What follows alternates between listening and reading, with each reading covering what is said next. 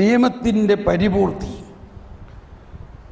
റോമർ 10 പറയുന്നതാണ്, സഹോദരരെ, എൻ്റെ ഹൃദയപൂർവമായ ആഗ്രഹവും ഇസ്രായേലിന് വേണ്ടി ദൈവത്തോടുള്ള എൻ്റെ പ്രാർത്ഥനയും അവർ രക്ഷിക്കപ്പെടണം. ആര്? യഹൂദരെല്ലാവരും അവർ രക്ഷിക്കപ്പെടണമെന്നതാണ്.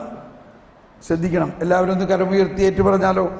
അവർക്ക് ദൈവത്തെക്കുറിച്ച് തീഷ്ണതയുണ്ടെന്ന് ഞാൻ സാക്ഷ്യപ്പെടുത്തുന്നു.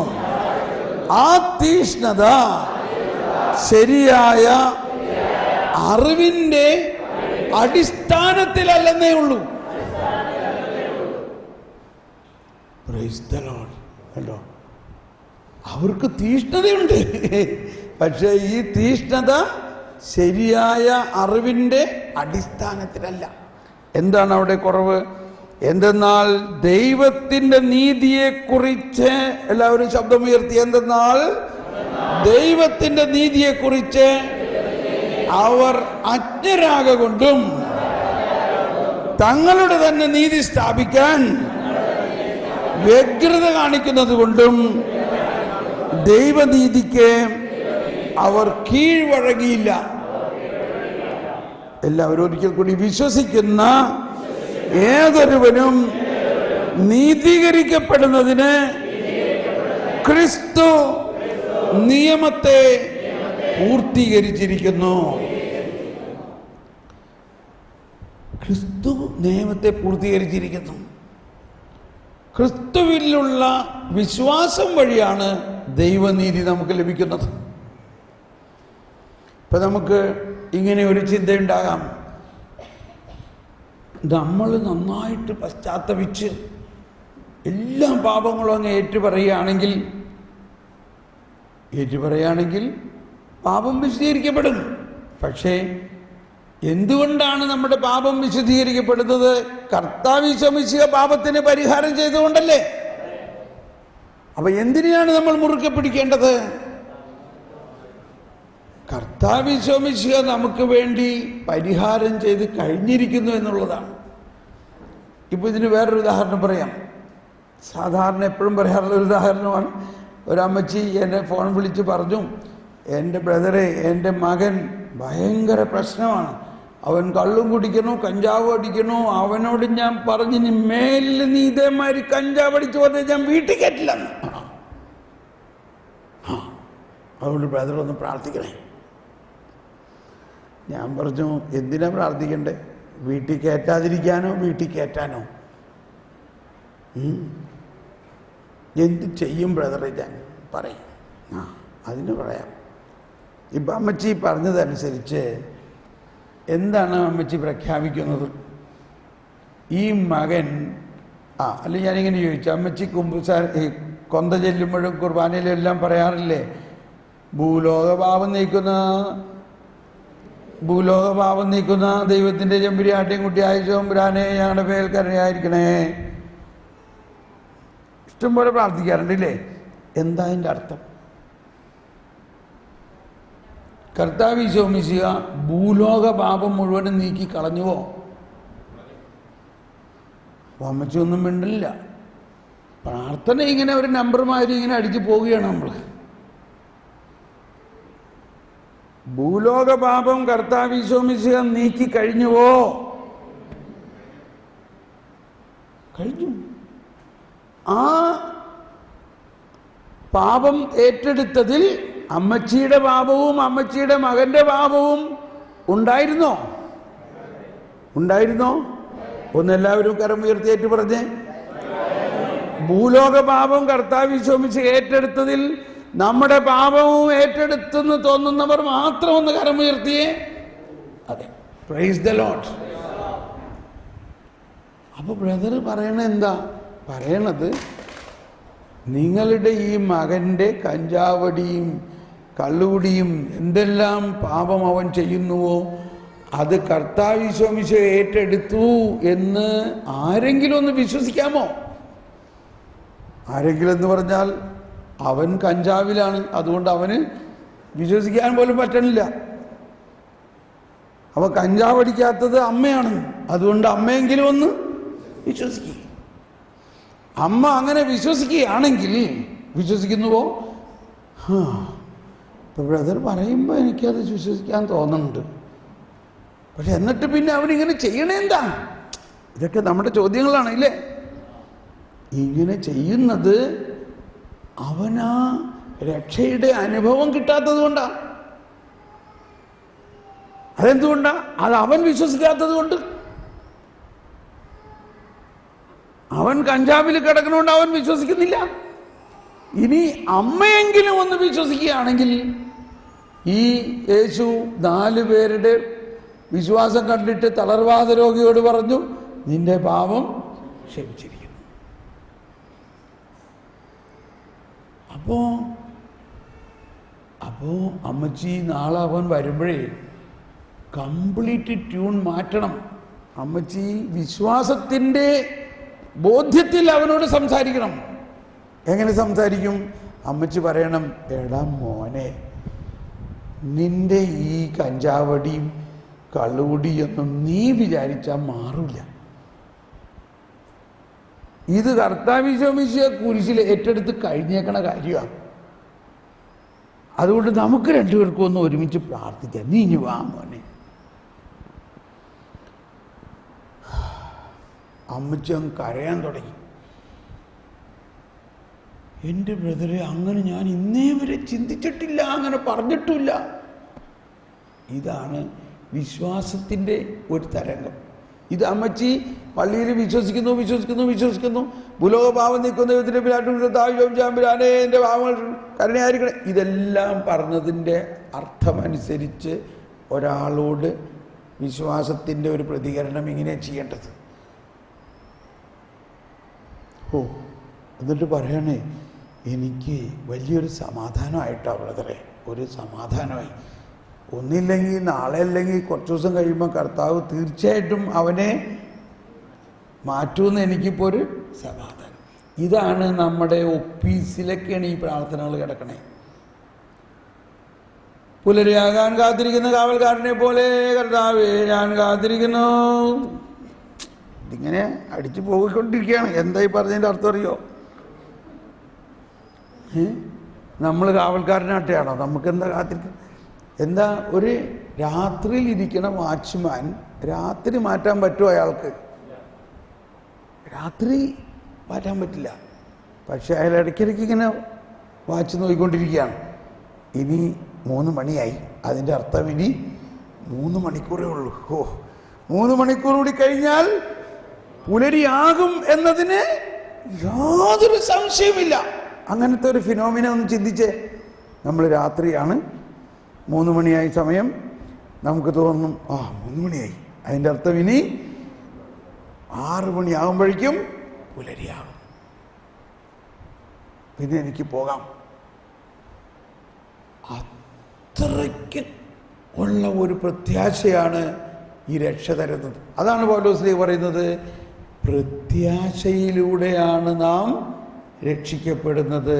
അത് നേടിക്കഴിഞ്ഞിട്ടില്ല, അത് നേടുമെന്ന്, അത് നമുക്ക് കിട്ടുമെന്നുള്ള നല്ല പ്രത്യാശയാണ്. അതാണ് പുലരിയാകാൻ കാത്തിരിക്കുന്ന കാവൽക്കാരനെ പോലെ ഇസ്രായേലും കാത്തിരിക്കുന്നു. കരുണയാണ് അവിടെ. അപ്പോൾ നമ്മൾ ഇത്രയെല്ലാം സംഭവിച്ചു കഴിഞ്ഞിട്ടും നമ്മളിൽ ബലഹീനതകൾ മുഴുവനും വിട്ടു പോകില്ല. പക്ഷേ നമ്മൾക്ക് നല്ല ബോധ്യമുണ്ട്, പുലരി ആകും. കാരണം നമ്മൾക്ക് വരാനുള്ള ബലഹീനതകൾ പോലും കർത്താവ് ചുമക്കുക ഏറ്റെടുത്ത് കഴിഞ്ഞിരിക്കുന്നു എന്നുള്ള കോൺഫിഡൻസ്, ആ പ്രത്യാശയാണ് നമ്മുടെ വിശ്വാസം. ഇപ്പോൾ ഒരു സമാധാനം തോന്നണ്ടില്ലേ? ഒന്ന് സ്തുതിച്ചേ, യേശുവേ സ്തോത്രം. ഒന്ന് എഴുന്നേറ്റൊന്ന് സ്തുതിച്ചേ. ഹല്ലേലൂയ, ഹല്ലേലൂയ. പരിശുദ്ധാത്മാവേ സ്തോത്രം. ഹല്ലേലൂയ, ഹല്ലേലൂയ.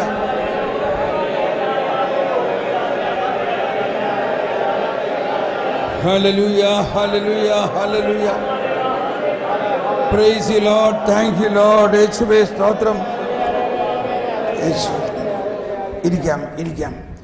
ഈ മത്തായിയുടെ സുവിശേഷത്തിലെ 23-ാം അധ്യായം വളരെ പ്രത്യേക ഒരു അധ്യായമാണ്.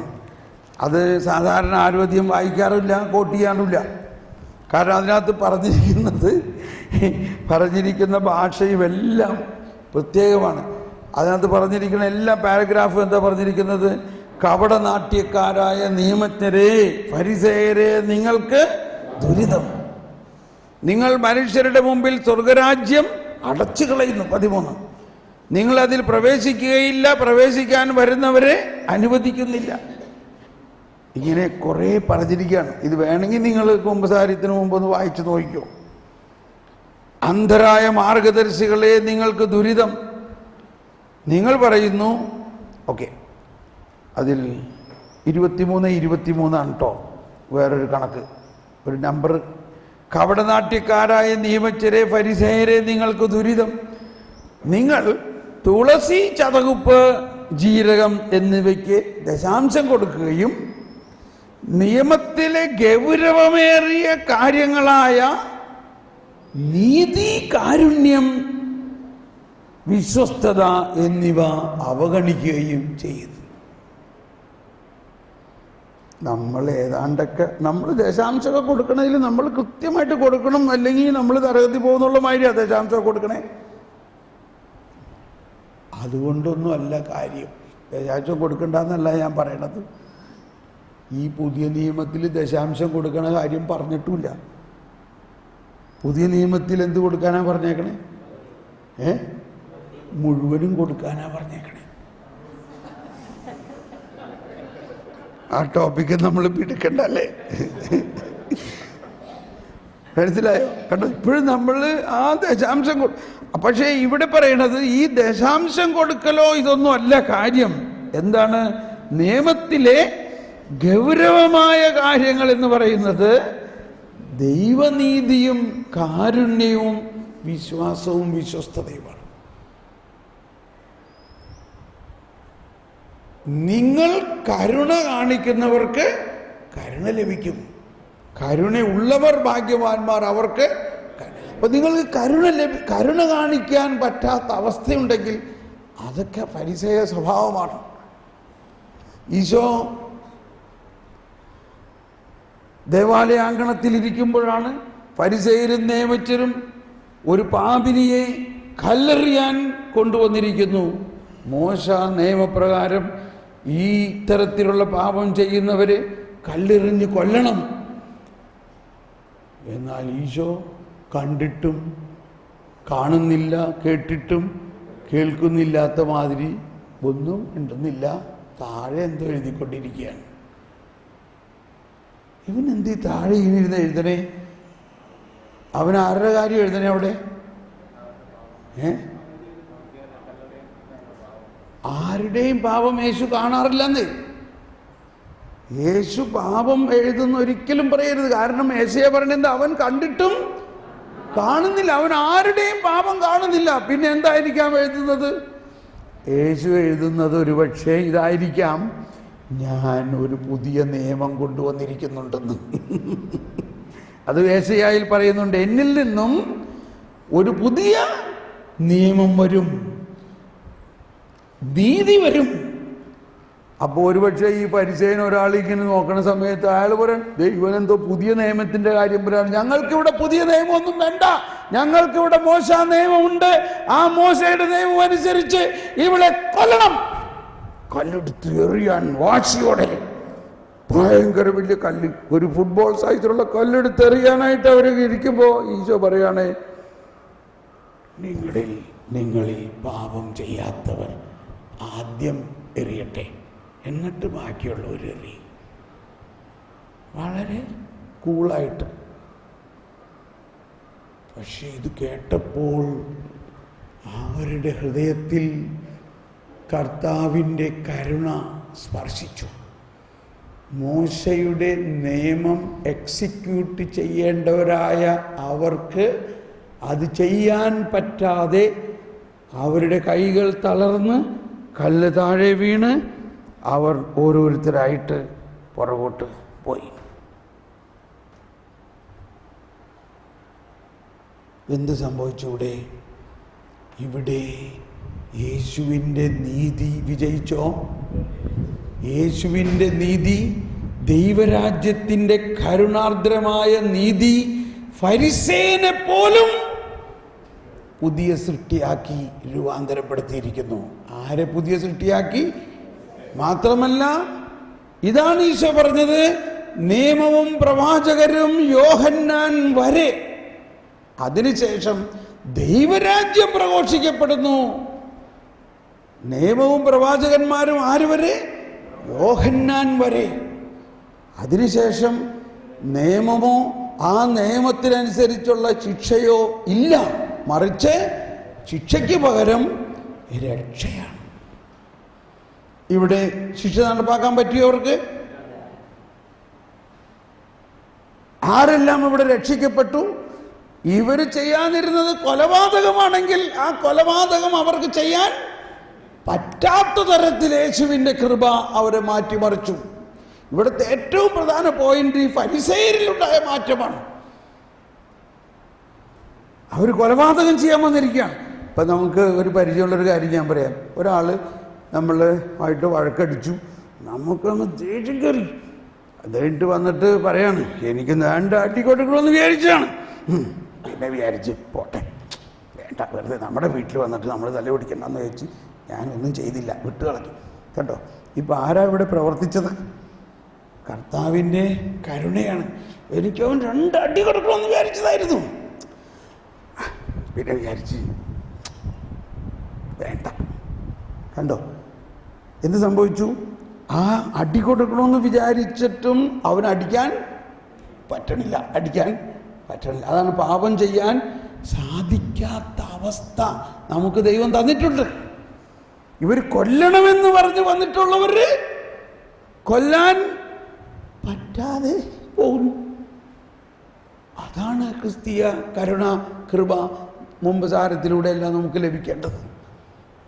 അത് കുമ്പസാരത്തിലൂടെ മാത്രമല്ല ലഭിക്കുന്നത്, യേശുവിലുള്ള വിശ്വാസത്തിലൂടെയും യേശുവിൻ്റെ പുതുജീവനിലൂടെയും. ഓക്കെ, ഇത് കഴിഞ്ഞിട്ട് ഈശോ തല ഉയർത്തി നോക്കി, ചിലയിടത്ത് വരുന്ന അവൻ എഴുന്നേറ്റ് അവളുടെ അടുത്തേക്ക് ചെന്നിട്ട് പറയാണ്, മകളെ, ആരും നിന്നെ ശിക്ഷിച്ചില്ലേ? ഇല്ല കർത്താവേ, ഞാനും നിന്നെ ശിക്ഷിക്കുന്നില്ല. സമാധാനമായി പോവുക, നിന്റെ പാപം ക്ഷമിച്ചിരിക്കുന്നു. മേലിൽ പാപം ചെയ്യാതിരിക്കാനുള്ള കൃപ ഞാൻ നിനക്ക് തരുന്നു. അതാണ് മേലിൽ പാപം ചെയ്യരുത് എന്ന് പറയുന്നതിൻ്റെ അർത്ഥം. മേലിൽ പാപം ചെയ്യാതിരിക്കാനുള്ള കൃപ അവൾക്ക് കർത്താവ് കൊടുക്കുകയാണ്.